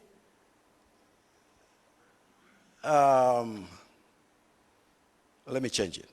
Tinene kuti akati wofunika mbordili umu akhale wodziwa chakuti ndi chakuti ndi chakuti. Ngati sitinachite necessary work yophunzitsa azimayi athu kuti afike pa levulo imeneyo, sungangotenga azimayiwo kuti kakhaleni apa. Angakhale azimayi amene akulimbikira za jendawo andipatse mayina a anthu amene akhoza kuchita qualify pa zinthu zinazo kuti tizidziwa kuti apa pali wakuti, koma sungamuyike mayi mu board yokhudzana ndi zinthu za atomic zina pamene alibe maphunzirowo. Sizingagwire. Tikuti maboardi wasiyongonera kuti ukangochita fill space yaye mujati machitira nthawi zambiri kungoyikamo anthu azathu achipani wena kuti sadziwa akangokhala pa board paja kumangogona throughout the deliberations koma alandire kwa allowance. Tisunganeko, tiye tipezere njira zina zosungirana kusiyana ndi zimenezi, dziko liyende. Komatu mujana fusira oyambaja, have you done enough? No, I will be the first one to tell you I have not done enough. And this country has not done enough. Komatonse tikhoza kuchita more than what is happening right now. Ngati inuyo sinda kutsimikizireni kuti ineyo ndili ndi mtima wokweza zinthu za gender. Kwa ino amene muli ndi kuthekera, mufufuze kumene tidali ndisanakhale president wa Malawi Congress Party kapena so president wa dziko lino. Ngati pali munthu amene adachita champion women's emancipation ndineyo kunkhani ya zipembedzo in Malawi and across the African continent. Koma sindachite chaka chimodzi chokhala mtsogoleri wa assemblies. Ngakhale nthawi imeneyo ndakhala mtsogoleri for 24 years. Koma ndidayamba ndi conscientization and teaching and systematic approach until Professor Isabel Apao said the Malawi Assemblies of God of any major church was the first church in Malawi to ordain a woman. Kumazidate process. Ndikuti mundipatse nthawi ambuye kundisunga izi gambazi siza kuti mungotsimikizira vanthu in 100 days. Chonde 100 days is not a panacea for every problem we face. That even in political science must be challenged. Not everything done in 100 days means it should define your presidency or your leadership for the rest of that, because you can change the course of any direction at any time and make an impact even later than the first 100 days. Let us not be slaves to our own rules we make. Let us use these rules to serve as impetus for greater achievement. Reduction presidential powers. In one of the Ndalankula Parliament, Ndalankula Radio, ndiutsimikiza kutero. Panopa, with cabinet papers and committees, akabweretsa ku cabinet, tima tsarandondomeko. Ndieti nanena kuti, the most important thing pali pano, ndi zinthu zoti tiwoneza ulimi chifukwa nthawi yathakale. Tionenso kuti ma orders aku court atsatidwa chifukwa tufuna kuti tiyambire pamenepo. Nchifukwa ngakhale committee yo idaona kuti iyi nkhani ya presidential powers, even though they are working on it, panopa sitingayibweretsa zibwera ndithu pa nthawi yake. Tikunena kuti zimenezo sizikadatheka in 3 months. Koma paliso zina zimene mwina tinangobenthula chabe. There's more that these people are working on in their offices, and even particularly the Minister of Justice is working on, that will become evident soon enough. But the commitment has not changed, and we are going to do that. Kuomalizira kudimutani niwana. Panopa, I can tell you I have well over 2,000 messages. Majority of my message ine munilembe ntchito, ine patseni ndalama za ndiyambire business, koma wena sukulu nditani. Panopa siningathe kupita, panopa siningalimbe mayeso, zimene anakutiuzani zija anandiuzanso ineyo. Kodi mapulani wake titani? Ineyo ndikungogawa chilichonse chimene ndinacho. Unfortunately, wena maganizo awo analionena kuti mwina ku State House kulika chipinda kena kudadzadza vindalama ndiye tizingopereka. Nawo zonse kuti ndalama so siningabe kwina kuli konseko ndilibe. What we can do, and zimene tifuna titachita mujadane ne manifesto, nkunena kuti access to education pa level iliyonse ikhalepo, koma tipeze njira zina zochitira fund zimenezo. Ndipo tikuuzani zitheka ndithu. Pali pano aliyense akungoyesetsa kuthandiza mzake chifukwa we couldn't do that in the shortest period of time like we have.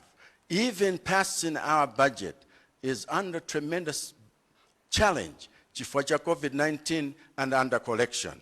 Komanso munati muone bwino budget yonse ija ndi ORT basi. ORT amati chani tanthauzo lake? Other recurrent transactions. Kumango lipira anthu, kumango chita zinthu zimene zilipo, budget ya maintenance. When are we going to fully have a developmental budget? Funso limenelo limanichititsa thukura koma temperature iliyozizira. Chifukwa njani? Chifukwa chakuti ngati tichita zina mwa zimene ngakhale tidalonjeza zija, we must find extra sources of money, and zimenezo tizipeza ndithu. Universities will have to have endowment funds zakuti aziyendetsera zinthu zawo to the extent yakuti isakhale subsidy kapena plan ya boma chabe, but each university having its own funding system must then offer scholarships and everything that we need. Koma, we need to do that, even as we recapitalize some of these public universities. Koma ngakhale private universities, if they begin to establish endowment funds and funds that can be used and can be there everywhere in the world, you will find kuti schooling emanating the excellence. It's not a matter of just giving ndalamazo kuti pitani kaphunzire naye. Every one of us, ineyo ndine chitsanzo cha munthu wa kwa Malemba ananena vice president amene sakadatha number 1 kupita ku secondary, ndaona magetsi abambo anga alumperekeza ku secondary koyamba alumeko, koma abambo anga amapita ku Nkhoma pa njinga ukatenga mbiya umakagulitsa kumudzi kwathu, ukagula zitete umakagulitsa kumudzi. Nthawi zina nkupeza somwayi wakabasale pena pake nkumalipira fees. We must all pay. Koma sinikadatha ni university yomwe. Koma ndiyamika chifukwa choti azathu ngakhale namba inali yochepa amene ankapita ku university at that time timalandira ngakhale allowance, timadya ngati limhotela, zinthu zimayenda bwinobwino ndithu. Chabwino nambala zinali zochepa koma tikhoza kuchita multiply mapezedwe a zinthu zina nkuyikapo mtima pa maphunziro, chifukwa popanda maphunziro dziko lino zomwezi tizingokambirana zinthu zoti basi malingata khuta lero. Maplaniwo alipo koma sikuti necessarily ndiye kuti zathandiza. Zijazi zakuti achitani apply uku akupatse nkoni zidalowaso mwina nthawi zina ndale zoti amangopatsananso mmene angapatsirane, wina woyenerera sakupatsidwanso. Zonsezi nzofunika tizilondole bwinobwino kuti system zathu zizichita serve anthu oyenerera, chifukwa wena afe amene tili muno afe tisaname. We are the most privileged of Malawians. Azathu akuzunzika kunjako, ife utachitapo chiyani choti tithandize anzathu. Mpofunika tonse tiseze responsibility yakuti kukweza dziko lino sima handouts from boma, but a hand up yakuti aliyense aime payekha. Thank you.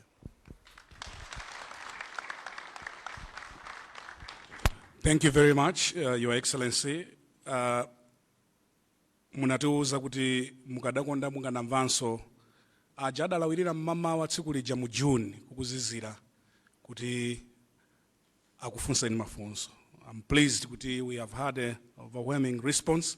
Kuma chifukwa cha nthawi sitingatenga onse. Tikachoka pano titenga funso from a female journalist kuti mwina gender ija ikhale bwino.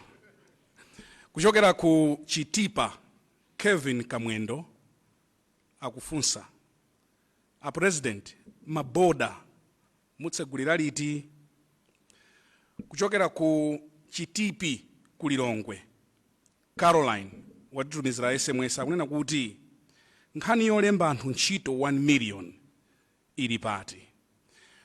Let me recognize Gladys Ntenda from kulinji.com.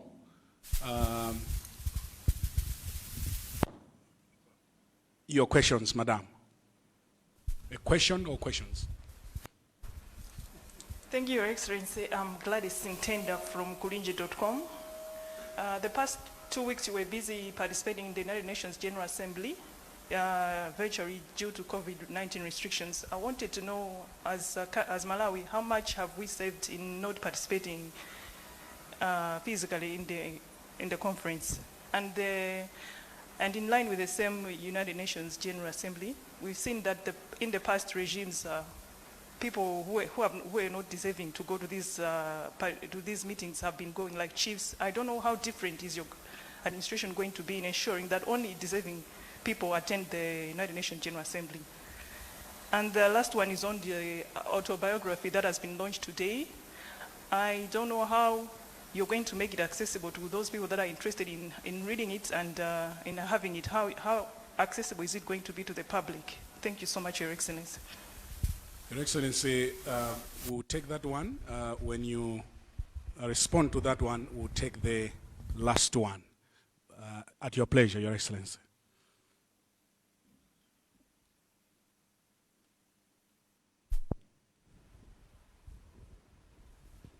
Thank you very much, Gladys. Poyambirira pa fusolo telali tingo konza kubangono. It's not an autobiography. So I didn't write an auto kuyuza Wile ngati walemba autobiography. Wile walemba abridged biography ya Chakwera.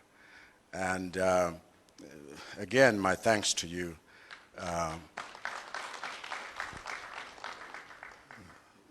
Detailed one later. Thank you so much. So, ineyo na batida mpatso banova teleku ndili mtumba wenkwene kuti ndikuuzeni any more about how you can access it. But Willie would be more than happy to do that. And mwina zatu akuno stay down so communication mwina kozu tandizanso pepani pankhani meneyo ineyo nili mtumba wenkwene. Okay, so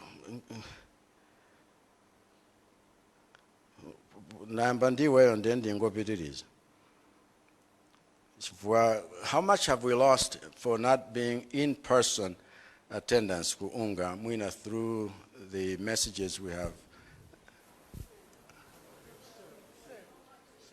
Oh, saving.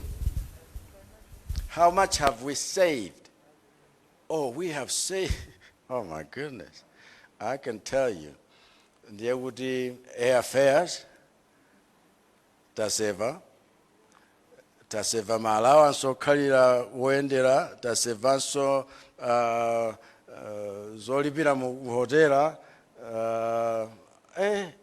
tsono tutatu erengezira tuzokana nenapazi. Minister of Finance mukhozo kamba apo chifukwa mapepala ena ajamda aona mujo mapitira moja nizimene zima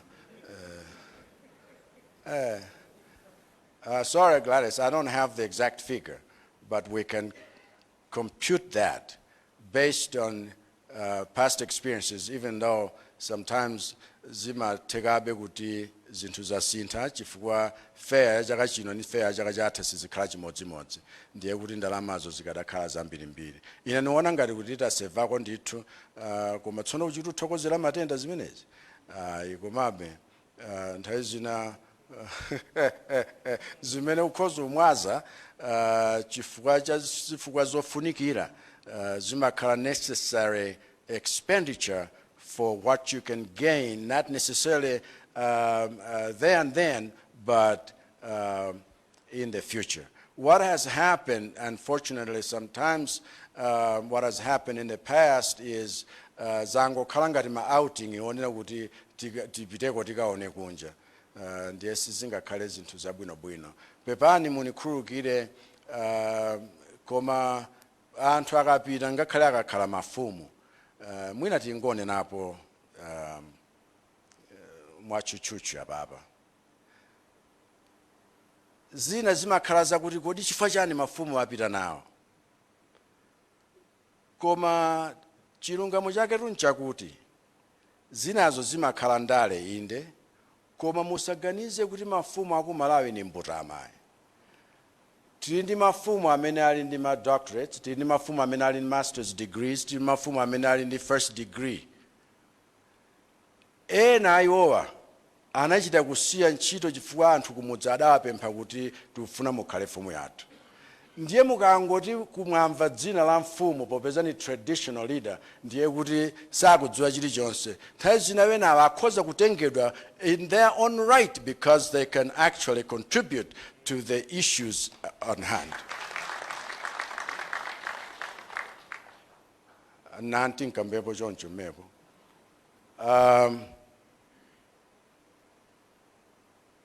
Analankhula Kevin anatumiza utenga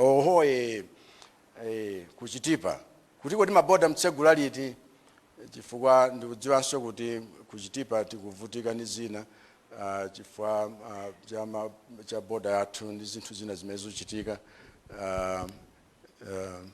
Ndiyankhapo mepo koma osati nchidziwitso chifukwa tikafuna kuti pakuti tileke tichite zakuti tikumakhalira lumana mitu kunena kuti kodi tsopano ni level yafikayi tichite chiyani patsogolo pakepa ndiye tikonzekere motani monga muja mwationa kuti tikalumikizana ndi azathu mu komiti ya COVID ija ndiye kuti ndi amaphunziro kuti kodi phased out process yake ikhale yotani kandi aza masewero kuti kodi tichite mwa mtundu wanji. So tikambira naso angakhalenso ndi anduna wa Homeland Security komanso wena ndi wena kuti kodi titani chifukwa mavuto anipezanso mpofunika kuti zimene akufuna Kevinizi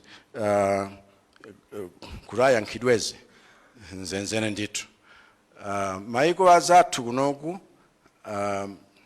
sanatsekeretu ngakhale wena adatsekeratu koma kutsekeratuso kwakapangitsa kuti anthu malo modzera njira iyi akapeza kankwakwasa kenakake apo mapitabe ndiye nzofunika zonsezo zikhale regulated bwinobwino nchifukwa chakenso nthawi zina sitikukamba zonse koma nthawi zina zimene ukamba ndazi zanga tayandikana nawo zikukhala sonkhani ngati zimenezo ndiye pa nthawi yake tikuwuzani tikakonzeka kuti titsegula maboda kodi nanga nkhani ya zintchito 1 million zili pati mezi kodoma angukamba nanga nthawi zonse basi. So ineyo pamodzi ndi akandodo ndi anzawo akandodo orunanduna wa za labor nkhani imeneyi it's also cross cutting. Ni nkhani yoti khudzana ku industry ku trade khudzana ngakhale ku mining kumene chifukwa tikufuna kuti zonsezo ziyende mwadongosolo bwinobwino komanso zikhudzana ndi private sector involvement tikafuna kuti zinthu zimene zikhale bwinobwino. Ndiye ena kuti tsono nkhani imeneyi mukuzingotchula wena ngakhale ndikudziwa ntchito zawo zatha chifukwa cha COVID ndi kuti ma business alowa pansi koma zimene tili kuchita panozi ndi kukonzekera kumene tayambaku nkuyaonetsanso kuti ngakhale nkhani ya NEF imene takhazikitsayi iye ndi mwadongosolo lake ndipo tikagwira ntchito mogwirizana ndi mabungwe wena mwachitsanzo SIMED ndiye kuti pakhala kalikiliki uja wakuti tichita create ma business ankhani komanso amene alipowa achite expand kuti alembe antchito anzawo mochulukira. In another 3 months, which is to say another 100 days, when we are now beginning to implement zimene tayikazo muona kuti zinthu zisintha koma kuti tikadalemba munthu ntchito within 3 months nkukwana kuti zikala 1 million angakhale uyo akuuze na argument ngati imeneyoyo munene kuti mawaya wena umumu mwina sadalumikizidwe bwino chifukwa sizitheka kutero muja ndakuwuzirani kaphikidwe kansima.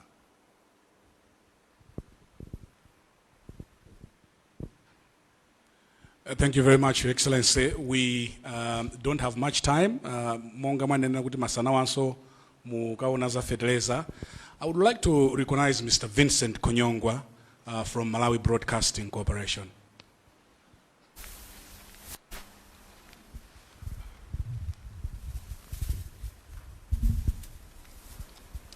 Thank you, Your Excellency. I'm Vincent Konyongwa from MBC. First of all, congratulations, Your Excellency, for the 100 days in office and the 35 issues that you've rightly highlighted as some of the achievements. First of all, I'd like to find out from you, Your Excellency, you've referred to the issue of the interim IMF program, that's the rapid credit facility, where we got $100 million just over the weekend. But your government made a landmark decision to cancel the extended credit facility with the IMF. Now, I would like to find out what were some of the issues that made your government consider that decision, and probably how soon are we having a substantive program with the IMF? The other issue, Excellency, as a public broadcaster, we do get feedback from our listeners and viewers. One of the issues that was raised by our listeners or viewers was the issue that your government is considering reducing the retirement age to around 50 years. However, some of the youth in the country feel kind of disenfranchised because they were expecting that you would pick some of the youth in some of the positions in the civil service, but you considered those who were probably in retirement. How do you reconcile the two? Thank you, Your Excellency. Your Excellency, that will be our final question for this afternoon. At your pleasure, sir.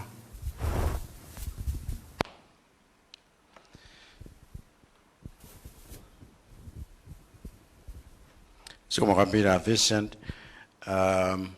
Nkhani ya extended credit facility imene inali m'malo mwake ndi IMF. Ife nkunena kuti imeneyo tiyike pambali kaye, m'malo mwake tipeze a rapid credit facility.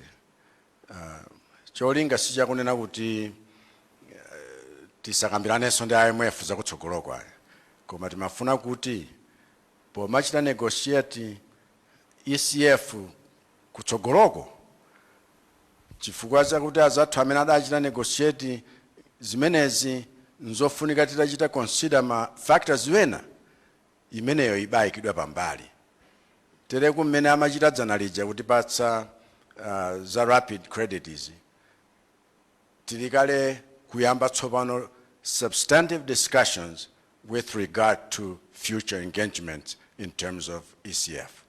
So sikunena kuti tidanena kuti it's either or, timangonena kuti pali pano tiyambe ndi chiyani kuti tichite mwamsanga.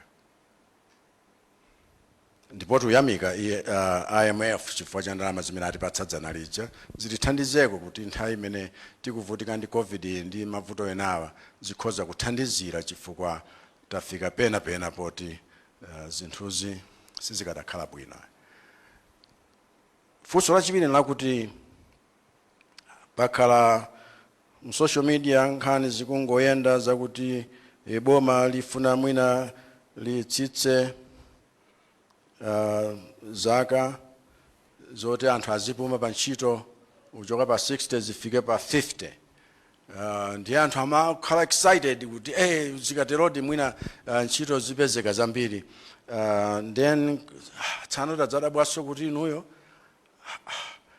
polemba anthu a ntchito wena mwakatengaso anthu oti adapumanso pa ntchitonso. Tsano anyamataso basi mphwayi ndithu tsano mkatereso ndechani. Zimene akukambira ngenu museka chani. Nkhani ya serious. Koma kunena chilungamo chake nchakuti okondedwa mboma mwachitsanzo wonse ogwira ntchito mboma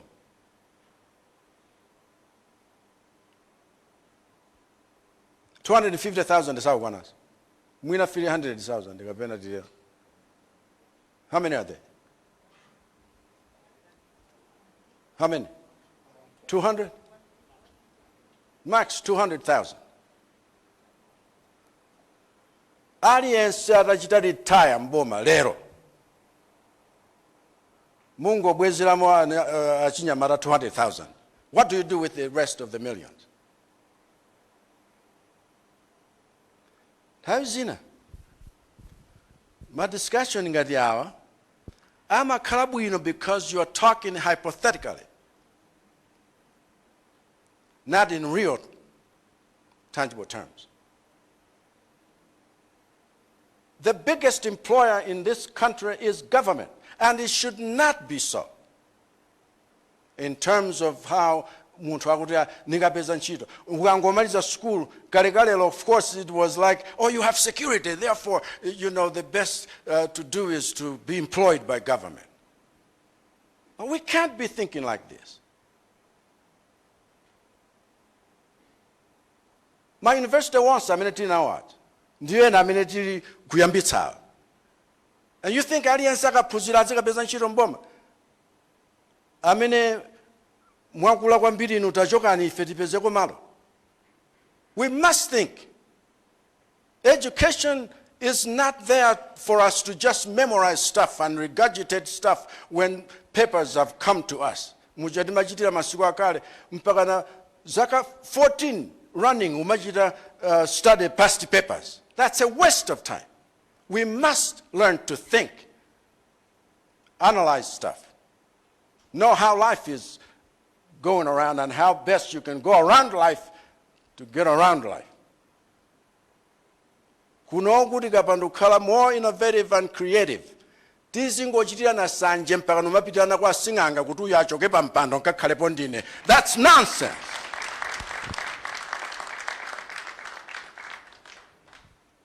Let's everyone think, how best can I create something that will employ 10, 15, 20, 200 people and be, beat government. So, nanga matengiranji antu. I'll tell you two things. Number one, sambiri mbiri, amene ndabweretsawo pazifukwa. And chifukwa chichoyambirira nchakuti, we need discipline back in the civil service. We live in a generation of entitlement. Everyone seems entitled to something else. We need to bring back a culture of real responsibility. Then there's no need for school, there's no need for merit in anything that takes place. We need to bring back order and professionalism in the public service. That's why we brought 2, 3, 4 people.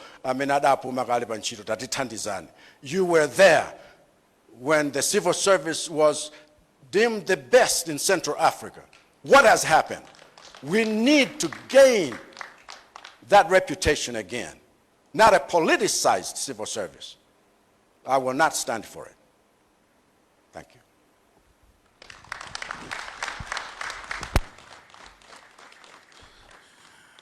Thank you very much, Your Excellency. Before we wind up, in case you might want to say something or your concluding remarks. Yeah.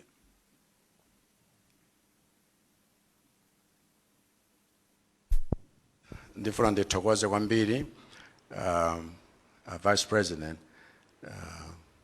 mwachita ntchito chikulu kwa basi ndinonse muli pano.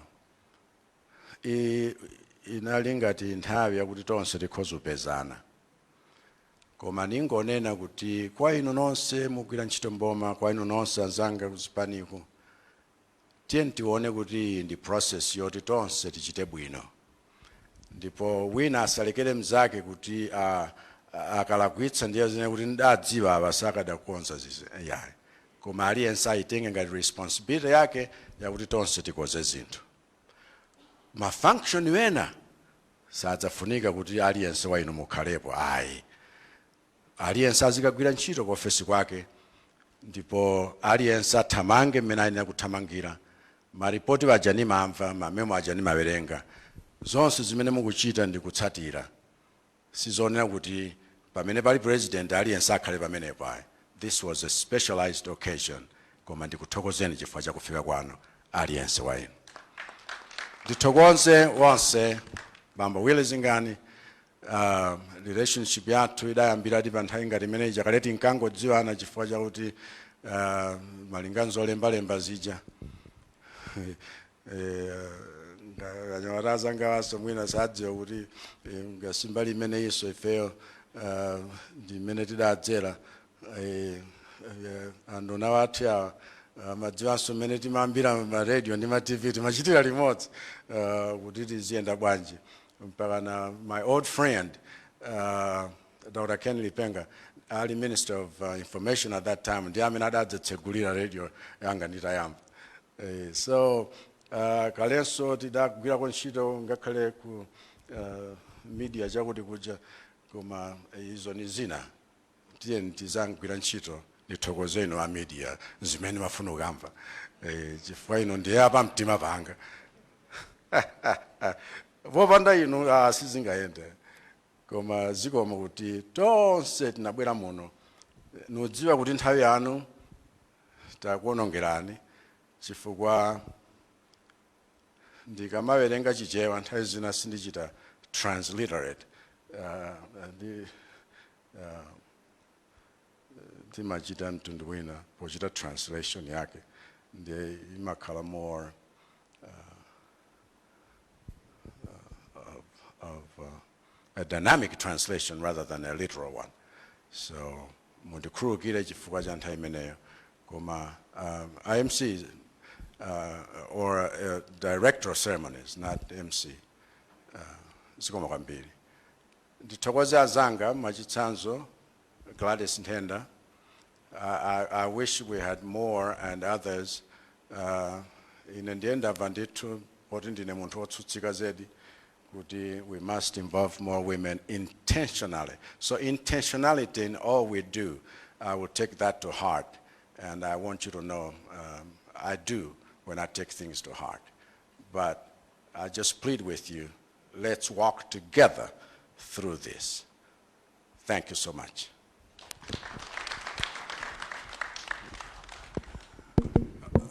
Your Excellency, on behalf of the media fraternity, I would like to sincerely thank you for according the media in Malawi an opportunity that they can interact with you. I know there are more questions, but our office, the press office, is always open. We interact with the media on a daily basis, every hour, every day, and we will take it from there.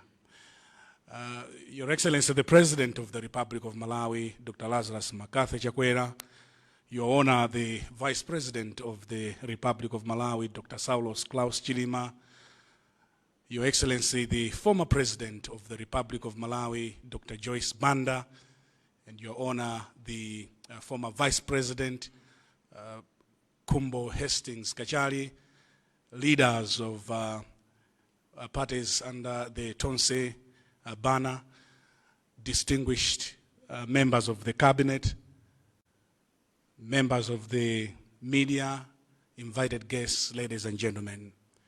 We have now come to the very end of our interaction this afternoon.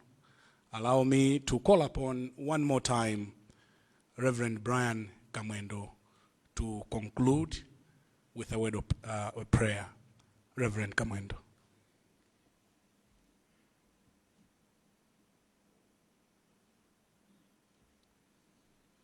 Tipemphere. Tifuna tikulemekezeni Ambuye Mulungu wathu kuti angakhale ife obadwa lero tiri kuphunzira zambiri kumbaliso ya mmene utsogoleri ukhoza kuyendera. Tsiku la lero lakhalanso lapaderadera kuti tikhoza kuona president naima nayankha mafunso monga mmene zakhalira. Tikulemekezani kwambiri. Zikomo kwambiri Ambuye Mulungu wathu kuti mwaonetsera kukhulupirika kwanu makamaka pamene tamva ma milestones amene akwaniritsidwa mwa masiku 100 amene mtsogoleri wathu akhala ali kutitsogolera. Tifuna tikulemekezeni kwambiri Ambuye, ndipo tikunenadi kuti kufikira tsopano Mulungu ngati dziko la Malawi mwatithandiza, ndipo tikuonadi kuti nilodala dziko limene Mulungu wacho ali Yehova. Palipena pamene Mulungu mwina panali chiyembekezo chachikulu kwambiri chimene wanthu mwina Malawi eni wake anali nacho kumbali ya zimene amayembekezera kuti mwina zikhoza kukwaniritsidwa pakali pano. Tiyenera tivomere kuti uwu ndi ulendo umene wangoyambapo. N'chifukwa chake tikupemphana Ambuye Mulungu wathu kuti mudalitse mtsogoleri wathu, komanso kutipatsa chisomo chakuti pamene tigwirana manja tonsefe tikhoza kuthangatirana tifika pa mlingo umene dziko lathu likhoza kupita patsogolo nikhalanso dziko lolozeka monga lidalili m'mbuyomo, komanso angakhale kuposa pamenepo. Popeza tafika pa mapeto tsopano amwambo uwu, tiri kupempha kwa inu Mulungu wathu kuti chisomo cha inu Ambuye wathu Yesu Khristu ndi chikondi cha Mulungu Atate komanso chiyanjano cha Mzimu Woyera chikute dziko la Malawi ndi utsogoleri wake kufikira pamene nafenso tonse pamodzi tikhoza inde Mulungu tukukira pamodzi popeza tatero mu dzina la Yesu Khristu Ambuye wathu. Amen. Thank you very much, Reverend Kamwendo. May I humbly request Your Excellency and all invited guests to stand for the national anthem.